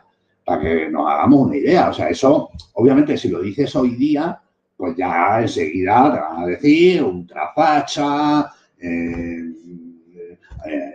ultraliberal, fascista, y bueno, y toda la caterva de etiquetas que la zurdería maneja, ¿no? Entonces, lo que yo creo es que el Estado, si quiere sobrevivir como institución, debe aligerarse, desde luego, y tiene que ser útil para los ciudadanos. Al día de hoy el Estado no es útil. Al día de hoy el Estado es una lacra, es una carga que nos está destruyendo como individuo y como civilización, que es lo que plantea Ortega. lo que plantea Ortega es que se está desmembrando la civilización. Porque lo que está claro es que juegos de poder van a seguir existiendo. Entonces, si ese poder no se canaliza a través de las instituciones estatales, se van a canalizar de otra manera.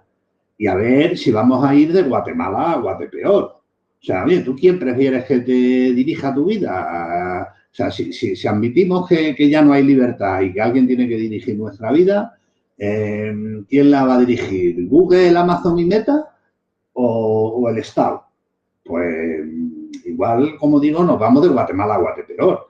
Entonces, hay que ver cómo se reforman las instituciones públicas actuales y, oye, igual el Estado todavía no sigue siendo de utilidad o igual, mientras creamos otra cosa, el Estado aguanta y luego tenemos otro entramado institucional más adecuado a lo que Ortega denomina la altura de los tiempos, ¿no? Pero claro, pero hay que perder que cargándonos el Estado y ya está, con eso tampoco vamos a solucionar los problemas. O sea, porque hay que canalizar el poder de alguna manera a través de instituciones.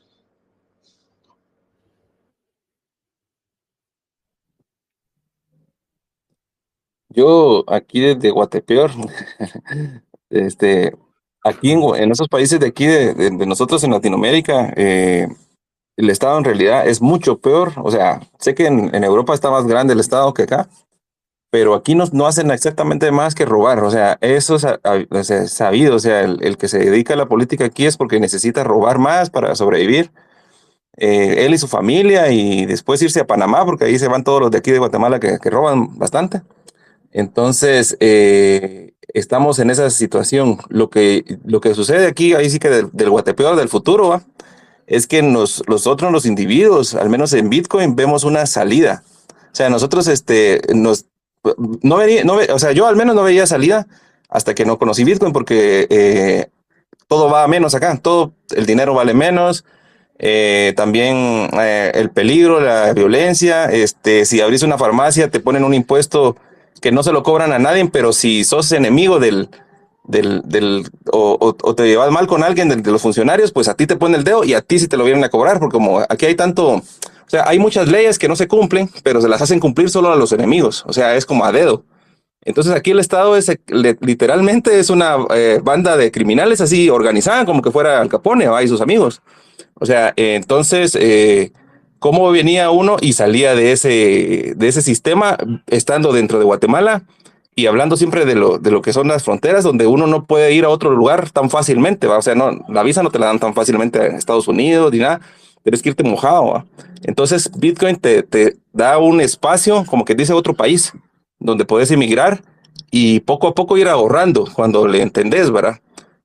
No usándolo solo como ahí sí, como trading, sino que como un escape, o sea, enviando dinero, que sea aquí en quetzales, va a 100 quetzales al mes o lo que sea, y vas viendo los frutos conforme los años. Y eso en realidad es, para nosotros, pues es como emigrar sin salir de nuestro país, ¿verdad? Muchos no lo conocen todavía y se ha dado a conocer últimamente, pues porque El Salvador, ¿verdad? Entró en eso. Pero es algo que nosotros aquí, pues sí lo vemos de esa forma, ¿verdad? Ahí sí que estamos en el futuro. Y para eso espero que no llegue, pero en otros países que ya están muy evolucionados, pues puede pasar, porque como la masa, el hombre masa ha aumentado tanto que pueden destruir las instituciones que no entienden cómo las han formado, cómo se ha logrado. O sea, desprecian todo el progreso que han tenido, porque no han visto, o sea, el sufrimiento que pasaron sus padres, por decir así. Entonces, ahí viene el problema del hombre masa, ¿verdad? Que al no conocer, al no quererse enterar, pues puede involucionar. Sí, y el Estado, fijaos un poco lo que dice Ortega y Gasset en el último capítulo que habla del peligro del Estado. Nos dice que el Estado es el producto más visible y notorio de la civilización. O sea, que la civilización es la que crea al Estado. Pero luego lo que dice es que el Estado, digamos, que cobra vida propia, por decirlo de alguna manera, y una de las cosas que dice, por ejemplo, la espontaneidad social quedará violentada una vez y otra por la intervención del Estado. ninguna nueva simiente podrá fructificar. El problema es que eso que creamos, que en su día pues, parecía una buena idea, pues es como un monstruo bueno, es igual que en las revoluciones. Las revoluciones acaban matando a sus hijos, o sea, o a sus padres, perdón, ¿no? Los hijos de la revolución acaban matando a los padres de la revolución, ¿no? Y luego, más adelante, fijaos lo que dice, la sociedad, o sea, para vivir mejor, ella crea como un utensilio el Estado. Luego el Estado se sobrepone y la sociedad tiene que empezar a vivir para el Estado. Pero el Estado se compone aún de los hombres de aquella sociedad. Entonces, entonces el Estado ya no le basta con esa sociedad y fijaos lo que dice, algo muy parecido a lo que está pasando ahora en Europa, ¿no? Dice, hay que llamar a extranjeros, primero dálmatas, luego germanos. Los extranjeros se hacen los dueños del Estado y los restos de la sociedad del pueblo inicial. Y los restos de la sociedad del pueblo inicial tienen que vivir esclavos de ellos, de gente con la cual no tienen nada que ver.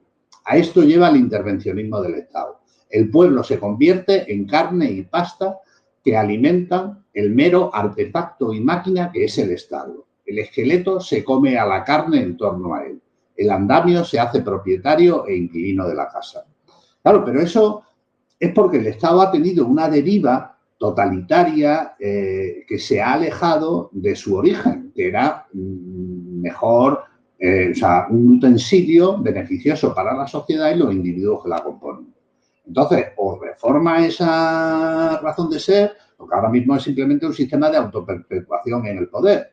Entonces, o reforma eso y vuelve a mirar hacia los individuos que componen la sociedad, que conforman el Estado, o si no, el Estado como utensilio útil dejará de ser útil y acabaremos prescindiendo de él. No quedará otra.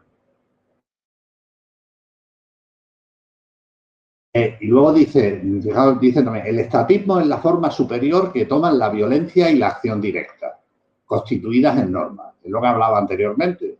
O sea, el Estado, al final, eso ahora hace poco escribí un libro sobre el origen del dinero y demás, o sea, un artículo, y ahí comentaba que para dar salida a los excedentes de producción que provocó los avances tecnológicos de la revolución neolítica, había dos formas de lidiar con esos excedentes, o la violencia o el intercambio y la cooperación. Entonces, y siempre nos hemos movido a lo largo de la historia de la humanidad en una dicotomía entre esas dos fuerzas, la violencia y la cooperación. El Estado, al final, es la forma más bestia de violencia que hay. Y de alguna manera, pues bueno, podemos pensar que en sus orígenes pudo ayudar a la cooperación, pero al final se ha revelado como un instrumento de violencia. Y entonces el instrumento de violencia al final se acaba contraponiendo a la cooperación, que es lo que nos hace progresar como sociedad y como civilización, la cooperación. Entonces, si el Estado al final lo único es una perpetuación de la violencia, y eso se junta también con la concepción del hombre masa en el sentido de que no hay un criterio racional y científico a la hora de tomar decisiones, sino que es simplemente el ejercicio, y eso lo dice Ortega, ¿no? Es la violencia por la violencia no como último recurso, no como guerra justa, digamos, sino como simplemente la manera de imponer las decisiones a través de la violencia. Entonces, claro, esa lógica nos lleva a la barbarie y nos lleva a la involución. Y Bitcoin sí que es verdad que es una institución, un avance tecnológico y al final podemos considerarla como una institución, o por lo menos el dinero es una institución, que nos ayuda a superar la violencia mediante la cooperación. Entonces, el Estado debe tomar conciencia de que o vuelve a facilitar la cooperación o la violencia lo único que va a llevar es a su destrucción. Claro, pero Javier, cuando hay cooperación, cuando hay intereses comunes, cuando hay propósitos comunes, cuando te imponen ese propósito o ese interés, te tienen que obligar. ¿Y quién puede obligar a poner encima de la mesa sus intereses? El Estado. Ni el individuo, ni nadie, ni ninguna sociedad que esté fuera del Estado tiene ese poder. Por lo cual, al final, tenemos que arrodillarnos ante el porque ese status quo en esas relaciones que tenemos, pues justamente el Estado tiene ese poder de violencia. Y no olvidemos una cosa, que hablamos del Estado, pero en verdad el Estado son personas, con nombres y apellidos. Bueno, el Estado lo que pasa es que al final acaba teniendo lo que los juristas llamamos personalidad jurídica propia. Y personalidad jurídica propia al final acaba siendo una voluntad propia. Y esa voluntad la deciden los que están en el gobierno, no la decidimos nosotros. Y los que están en el gobierno están imbuidos por la cultura o la incultura del hombre masa. Entonces, y el gobierno lo que hace es lo que él cree que le va a permitir seguir en el poder y no soliviantar al hombre masa. Y por eso también el dar de vez en cuando mantras para que la gente se entretenga con gilipolleces como la galentología hombre, sin menospreciar esos problemas, ¿no?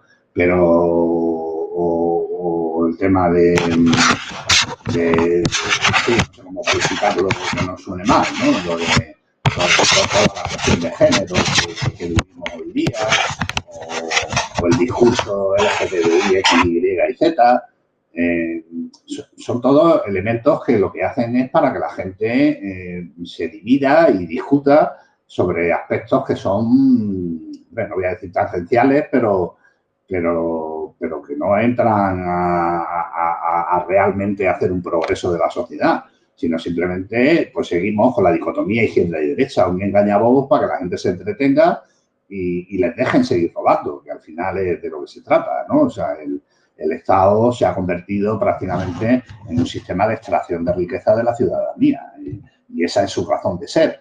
Y esa razón de ser, pues, no, pues llega un momento en que la vaca se muere de tanto ordeñarla. Y lo que de alguna manera plantea Ortega es eso, ¿no? Es la aniquilación de Occidente y la aniquilación de la civilización occidental. Eso es lo que está en juego. Exacto, claro. Porque yo ahí me haría también esa pregunta, ¿no? A colación de lo que has comentado también y de lo que comenta Ortega. Porque al final, ¿quién o qué define los parámetros de esa masa a la que pertenece el hombre?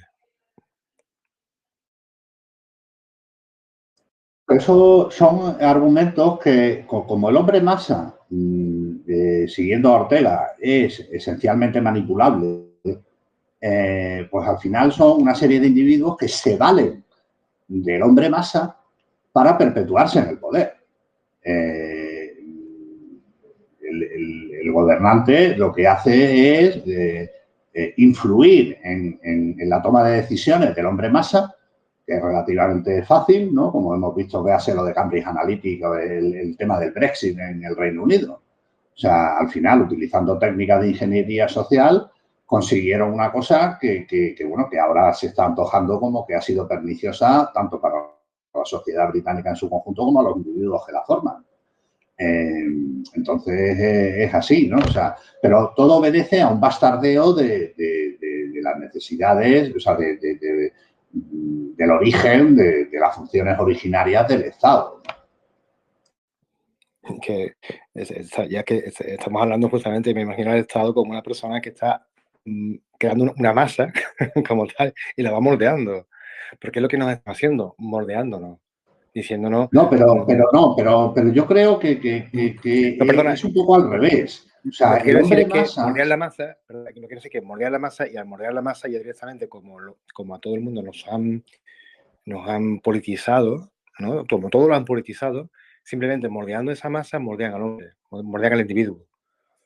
No, pero yo creo que es un poco el mecanismo, es al revés. Primero el individuo, o sea, hombre, gracias al bienestar del Estado, el individuo se va adormeciendo y va, en fin, situándose en esa situación de inercia o de ser inerte que estamos comentando y que evidencia Ortega.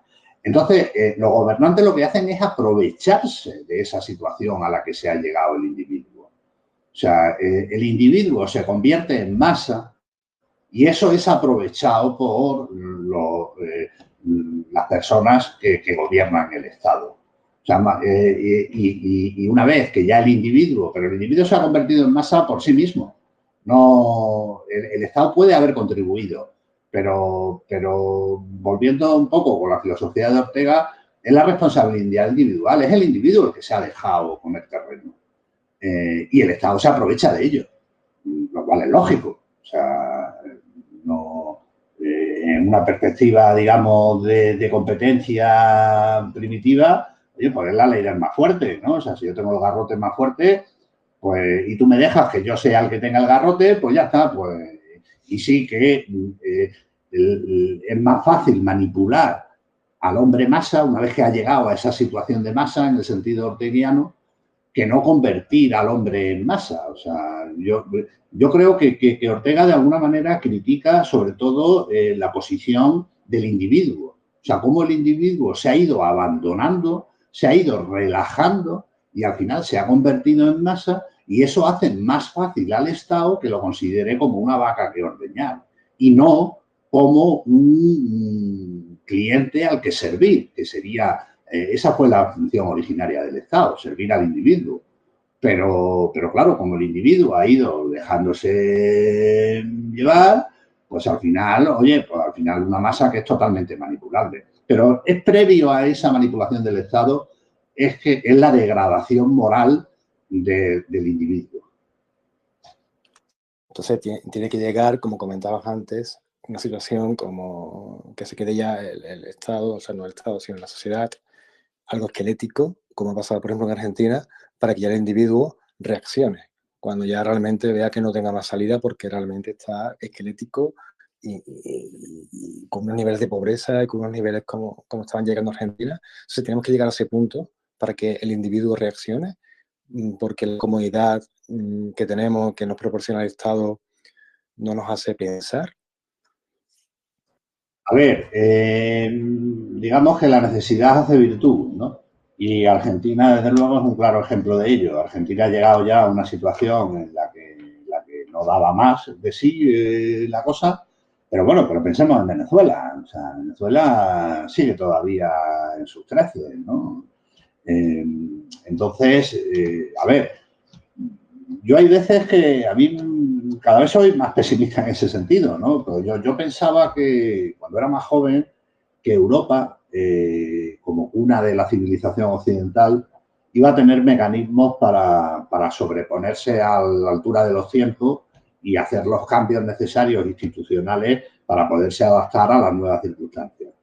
Pero cada vez soy más escéptico con esa posibilidad, porque veo que, y el tema de la política monetaria es un claro ejemplo, cada vez se enroca más en la misma solución.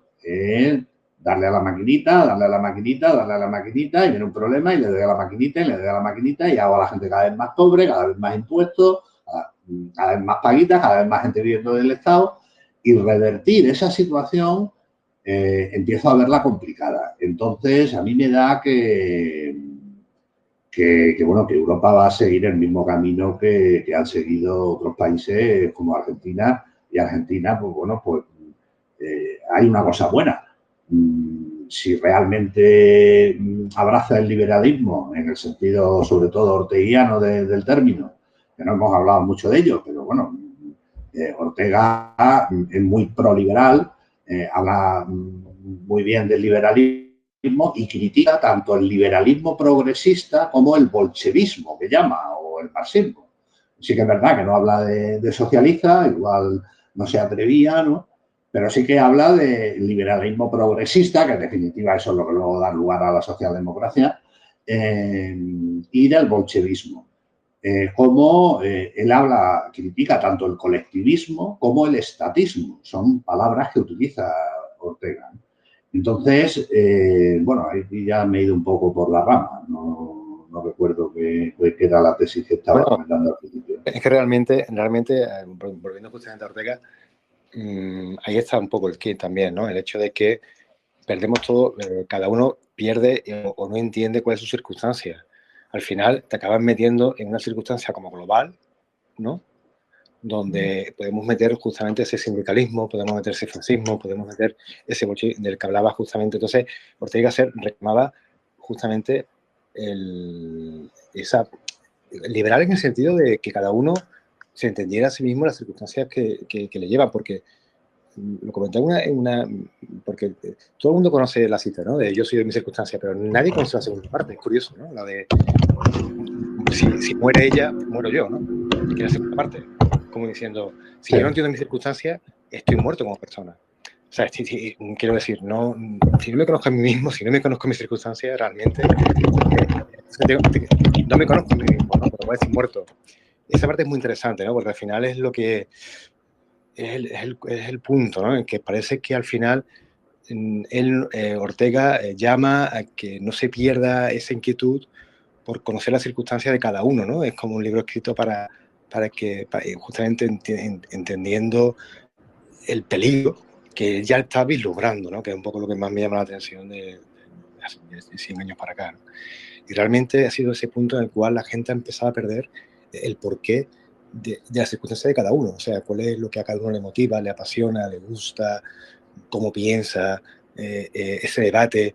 Y se ha ido perdiendo, obviamente, por intereses, ¿no? Por intereses del Estado, donde al final, cuanto más se estandarice todo, cuanto más se homogeneice, menos valor se le da al individuo. Y por lo cual todo es más manipulable, ¿no? Al final, bueno, pues se acaba siendo pues, un hombre más, ¿no? Se acaba perdiendo esa percepción de quién es cada uno, qué quiero conseguir, ¿no? ¿Cuál es mi propósito, ¿no? Sí, y en ese sentido hay una reflexión que yo hay veces que me hago, que es desde un punto de vista, vamos, en otro orden de consideraciones, ¿no? Desde un punto de vista religioso. A mí una de las cosas que me llamaban la atención del cristianismo y particularmente del catolicismo, sin ser yo una persona particularmente religiosa, es que ponían el centro de atención en el individuo, a diferencia de otras manifestaciones teológicas, ¿no? Pero, sin embargo, incluso de eso se está perdiendo. Hay que tener en cuenta que tenemos en Roma un papa que, bueno, si no es comunista le falta muy poco, ¿no? Si no, se lo pregunten a Milei, ¿no? Y entonces, incluso una religión de profunda raichambre individualista, en el sentido de centrar la atención y poner como centro al individuo, está cediendo al colectivismo. Y bueno, y eso ya Ayn Rand, o sea, a mí me hubiera gustado, hubiera sido súper interesante que hubieran podido coexistir, vamos, coexistir en el tiempo, me refiero Ortega y Ayn Rand. Imaginaos lo que hubiera sido un debate así como el que estamos haciendo en Telegram entre Ayn Rand y Ortega. O sea, vamos, hubiera sido realmente espectacular una cosa así. Bueno, para que Ayn Rand me refiero a la autora de libros como El manantial y La rebelión de Atlas, ¿no? O sea, hubiera sido muy interesante una charla que fuera La rebelión de Atlas y La rebelión de las masas. Hay un libro aquí en Prometea que vamos a leer de Ayn Rand, que es el de Himno.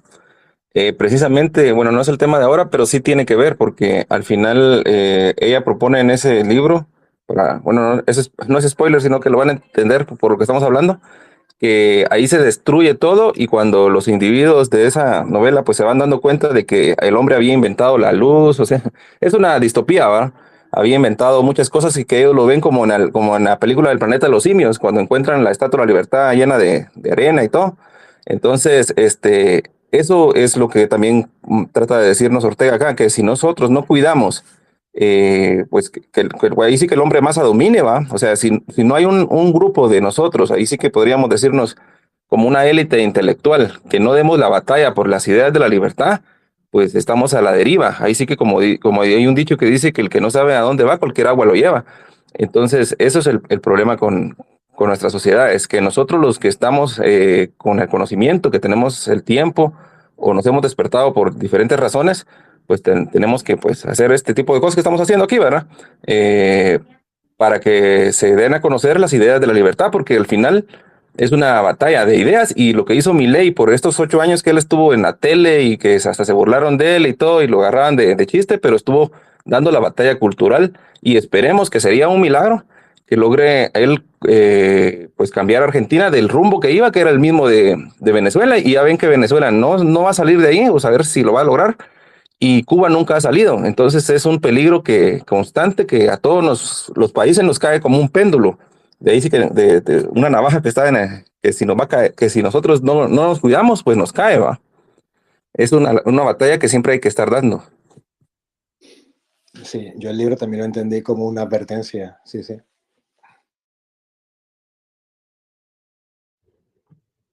Chicos, acabo de mirar la hora y son las 000. Se han pasado 2 horas. ¿Cómo lo ves? Yo iría cerrando aquí la primera sesión y dejamos para lo que quede para la segunda. Nos hemos alargado media hora más y la conversación está súper interesante, pero para no alargarlo más, por la gente que tenga que trabajar mañana y tal. Yo diría, si Javier también está de acuerdo, si alguien que no ha participado aún quiere decir algo o preguntar algo para cerrar, y si no, si lo veis, cerramos aquí para hoy. Perfecto, me parece correcto el planteamiento.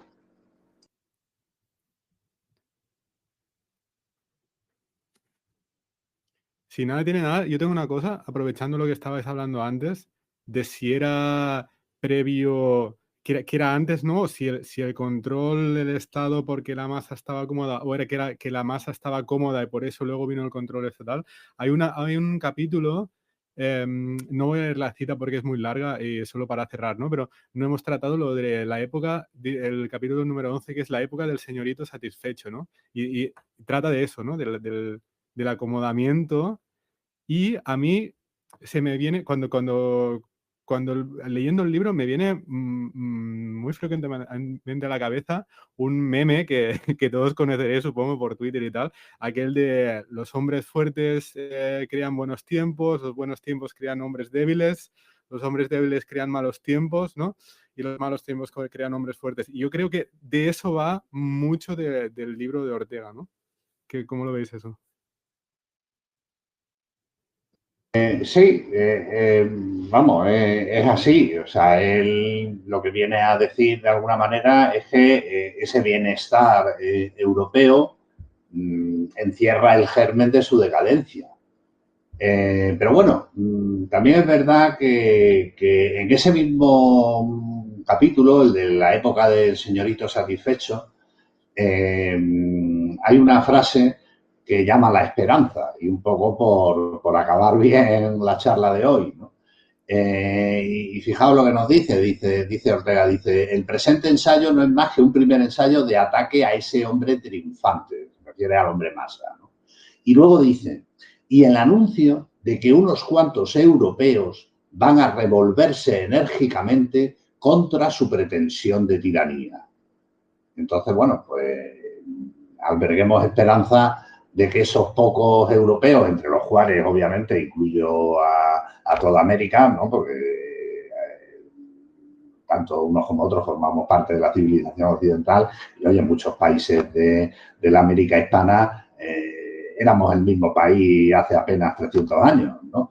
O sea bueno, que ahí igual Argentina nos da un poco la pista y bueno, y a ver si Ortega tiene razón en esta premonición y esos cuantos, no vamos a decir europeos, ¿no? Pero esos cuantos miembros de la civilización occidental, para incluirnos a todos, se revuelven y consiguen revertir esta perniciosa situación, este pernicioso camino que hemos cogido, ¿no? Buenísimo. Me parece un cierre estupendo para la sesión de hoy, con un poco de esperanza. Vale, lo dejamos aquí. Nos vemos en 2 semanas. Si todo va bien, sabemos que son fechas complicadas. No sabemos qué día haremos la segunda sesión. Vamos a ver si, como lo tienes tú también, Javier, si no puede ser, no puede ser. Ya sabemos que es entre Navidad, fin de año y tal. Normalmente lo hacemos a final de mes, pero como es día 31 y tal, no sé. Yo propuse sobre el 29 y 30 y hablaremos así, y iremos texteando a ver cómo lo tienes tú, si te va bien, y lo damos a conocer en el canal. Supongo que si a Javier le va bien, será sobre el 29-30 antes de fin de año. Vale, por mí bien, porque, vamos, yo me voy a pasar la Nochebuena fuera, pero vamos, el 27-28 ya regreso a Madrid y ya, en fin, estoy con más o menos cosas habituales, ¿no? Entonces, si lo hacemos el sábado 30, lo que diría yo es a ver si lo podemos hacer un poquito antes, que no sea tan tarde.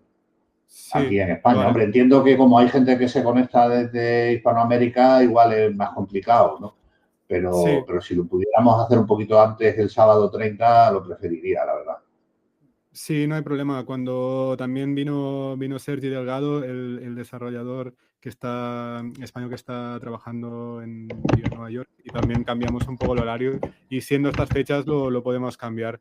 Si quieres nos hablamos cuando ya pase Navidad y lo podemos decidir más o menos espontáneamente un par de días antes y lo comunicamos. Vale, perfecto. Y lo hacemos un poco más pronto.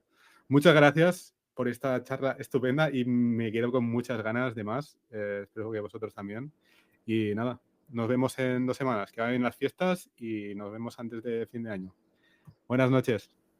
Buenas noches, Muy bien, felices buenas noches, fiestas. un abrazo a todos. Buenas noches, gracias por todo. Abrazo.